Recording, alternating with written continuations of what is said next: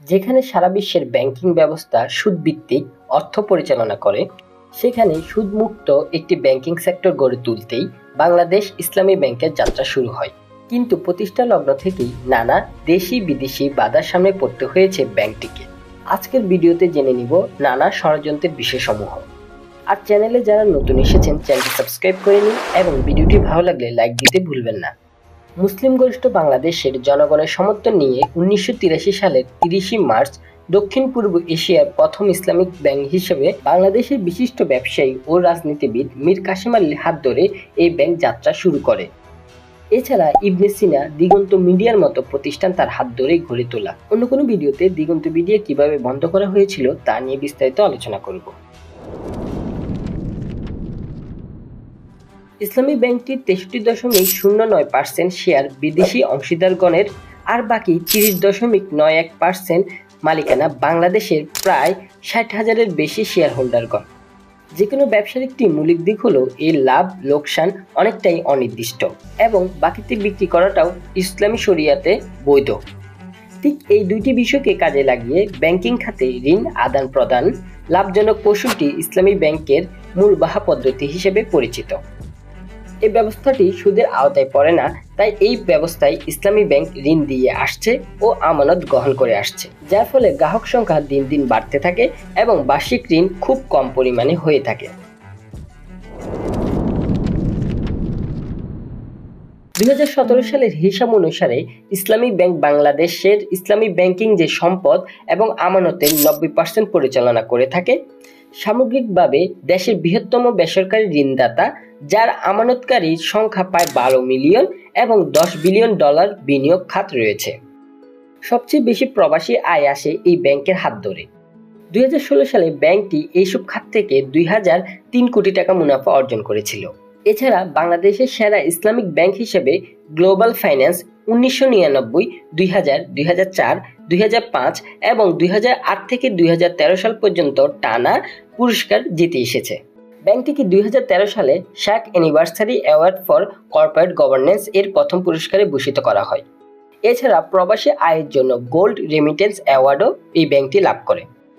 The Asian ব্যাংকার কর্তৃক বাংলাদেশের সবচেয়ে শক্তিশালী ব্যাংক হিসেবে স্বীকৃতি লাভ করে।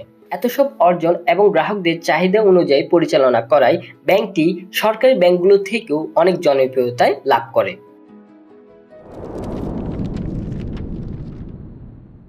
কিন্তু 2016 সালে 3রা সেপ্টেম্বর জামায়াতের রাজনীতির সাথে যুক্ত থাকায় মীর কাসেম আলীকে আওয়ামী সরকার কর্তৃক যুদ্ধাপরাধী বিচারে মৃত্যুদণ্ড কার্যকর করা হয়।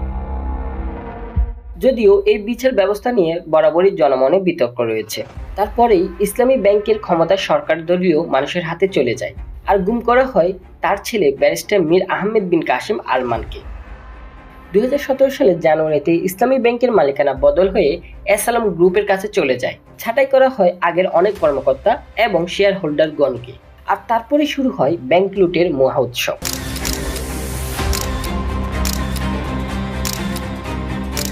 এছাড়া ইসলামী ব্যাংকের দখল নিয়ে বেক্সিমকো, বসুন্ধরা ও এসআলম গ্রুপের মধ্যে দ্বন্দ্ব দেখা যায়। দখল হওয়ার মাত্র 8 মাসের মাথায় প্রথম বড় ধরনের আর্থিক সংকটে পড়ল ব্যাংকটি। মালিকানা বদলের পর মাত্র 15 মাসেই অব্যবস্থাপনা এবং পারস্পরিক দ্বন্দ্বের কারণে 4,500 কোটি টাকা আত্মসাতের ঘটনা ঘটে। আমানত গ্রহণের তুলনায় নামে বেনামে ঋণ দেওয়ায় ব্যাংকের রিজার্ভ কমতে থাকে। শুধু তাই নয়, বিদেশি মালিকানা শেয়ারও হারাতে থাকে ব্যাংকটি। 2022 সালে ব্যাংক থেকে প্রায় 7,286 কোটি টাকা ঋণ দেওয়া হয় এসআলম গ্রুপ সহ বেশ কয়েকটি প্রতিষ্ঠানকে, যার মধ্যে শুধু নভেম্বর মাসে এসআলম গ্রুপ একাই নেয় 3,000 কোটি টাকা, নাবিল গ্রুপ নেয় 1,011 কোটি টাকা। এই পুরো সময়টাই নিষ্ক্রিয় থেকেছে বাংলাদেশ ব্যাংক। কোনো ধরনের কার্যকরী হস্তক্ষেপ নিয়ন্ত্রণ করার লেশমাত্র প্রচেষ্টা ছিল না কেন্দ্রীয় ব্যাংকের পক্ষ থেকে।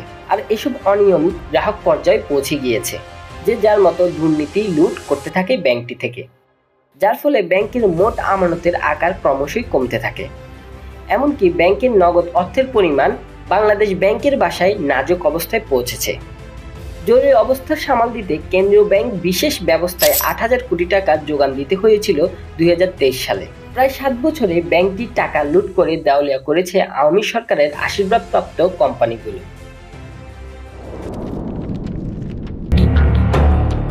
2024 সালে 5ই আগস্ট আওয়ামী সরকার পতনের পর আয়নাগর থেকে মুক্ত হয় ব্যারিস্টার আরমান। শেখ হাসিনা দেশ থেকে পালানোর পরেই ইসলামী ব্যাংকের পরিচালনা কমিটিও গা ঢাকা দিয়ে চলতে থাকে। পরবর্তীতে আবার মালিকানা ফিরে আসে মরহুম মীর কাসেমের আগের যে শেয়ার হোল্ডার ছিল তাদের কাছে। বর্তমানে বাংলাদেশ অন্তর্বর্তীকালীন সরকারের নতুন গভর্নর আওয়ামী সরকার থাকাকালীন যে পরিচালনা কমিটি ছিল সেটাকে বিলুপ্ত করে দেয় এবং ব্যাংকের ক্ষমতা কেন্দ্রীয় ব্যাংকের অধীনে নিয়ে নেয়। 2017 সালের পর যারা নিয়োগ পেয়েছে তাদেরকে বরখাস্ত করা হয় এবং আগের শেয়ার হোল্ডারদের কাছে খুব শীঘ্রই ব্যাংকটিকে স্থানান্তরের ব্যবস্থা করা হবে বলে জানিয়েছে। আশা করছি আবারও দ্রুত এই ব্যাংক আগের সাফল্য ফিরে পাবে, গ্রাহকরা তাদের অর্থ বুঝে পাবে এবং বাংলাদেশের ব্যাংকিং ব্যবস্থাপনা আবার মাথা তুলে দাঁড়াবে এই কামনাই করছি। ভালো থাকুন, সুস্থ থাকুন, আল্লাহ হাফেজ।